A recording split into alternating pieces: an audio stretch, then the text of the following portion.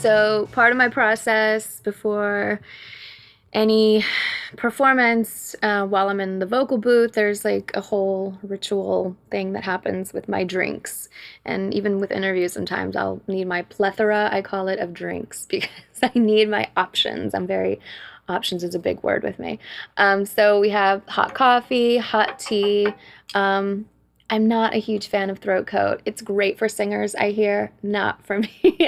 I'm very tea taste picky. So we have my hot coffee, my hot tea, room temperature water, but really cold for after I'm done with a concert and straight off the stage. And during the performance, I'll go through just, very quickly, just I need honey ready to go on a plate, already opened, ready to go, Ricola throat drops. Sometimes I have my throat spray. It's always in the go-to vocal bag. So that's it. It's my weaponry of fuel to perform.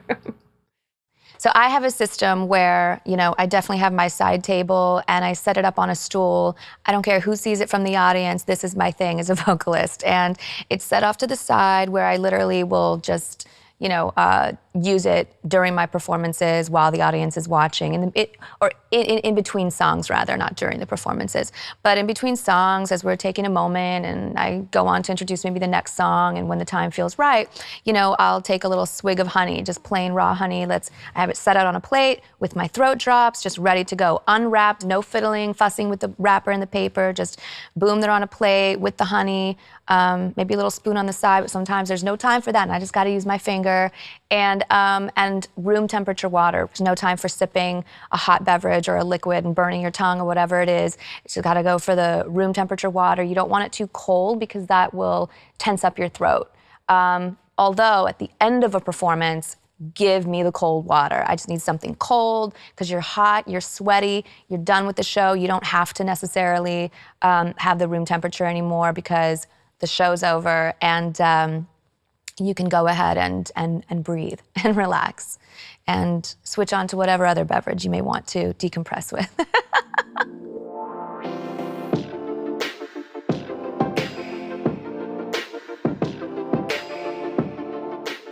I myself am guilty of, being excited for a show, you're in sound check, you're in your comfort zone of your own people behind you, your band and your dancers, and you're vibing, and sometimes, just getting in that energy field of, everybody coming together and doing material that you all love and know.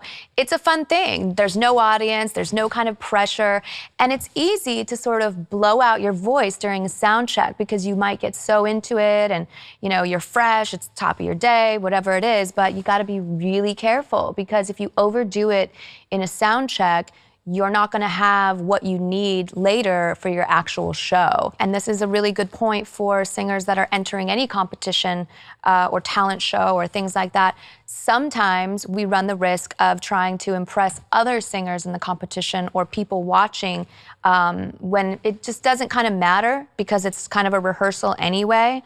And they're trying to hit all of their notes and every single thing crystal clear. Save it. Don't overcomplicate things for yourself and don't try so hard for the moments that aren't the true performance, because once that true performance does come up, that's what you want to save it for, because in that moment, everything does count. And then it's that much more surprising when people are like, okay, yeah, I didn't know in rehearsal, okay, great, she's a great singer, but then whenever the show comes and everything just comes full force and you'd saved up your stamina, your energy, and all of that for the show, and you let the magic really happen, then it's that much more impactful.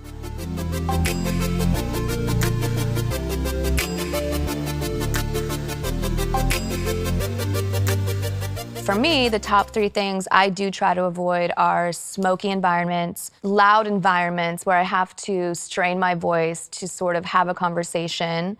I try to avoid being in uncomfortable environments because life is stressful enough. I don't need something else stressing me because half the game of entertaining and being a performer is mental.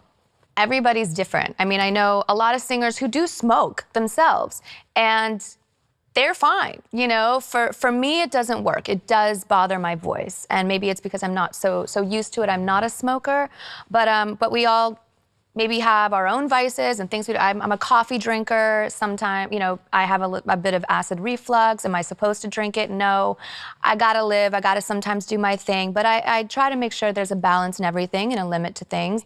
If you're in a kind of club environment, especially sometimes in Europe, where it's a little bit harder to escape, where you go out for your outings or hanging out after a show with your team and your on the road family.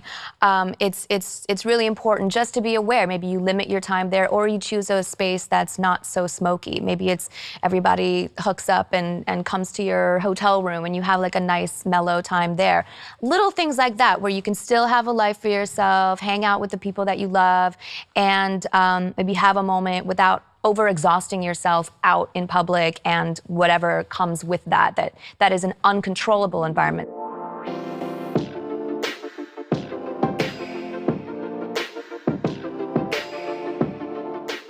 Very sensitive to energy and having it be the right feel and making sure I feel cozy. I travel with pillows, I travel with my specific blankets, I travel with certain candles and scents that make me feel instantly comforted so that I can feel good in my space, that make me feel happy. In my home, I like certain fresh flowers. It's really the little things sometimes that mean so much. Just to get into your own space and to understand what you like. So the more you can control in your own environment, your candles, keeping the smoke limited, making sure you have your favorite, maybe water brand. You never know what you're walking into. Preparation is key.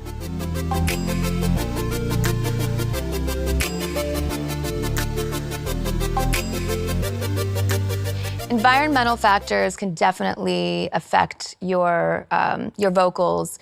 Travel, dryness of, just even being on an airplane and can dry you out, dehydrate you. It's important to drink a lot of water, stay hydrated. When you land, you definitely want to sort of be prepared for the environmental effects that can happen and alter your performance if you're not careful. One of my least favorite places sometimes to perform, just because it's super dry, you're in the desert, is Las Vegas, which is ironic because there's a lot of performances there, and it's fun energy, it's a great time, but it's dry. It's very drying. There's a lot of air conditioning pumping through all the buildings, and that is a factor too that can definitely affect and alter your performance, the dryness.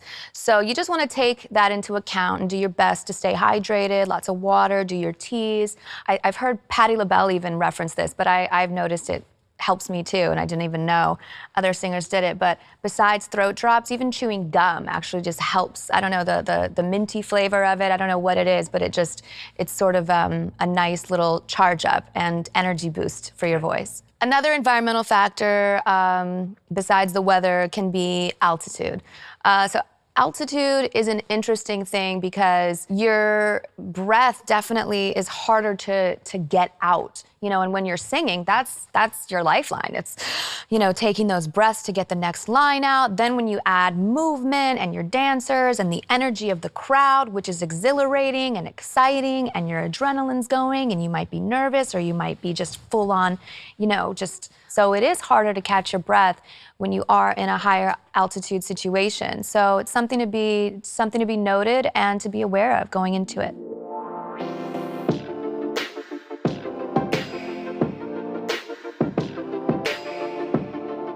Straining your voice is a rough thing to go through as a singer, especially when you have more shows coming up. It happens when you're on tour.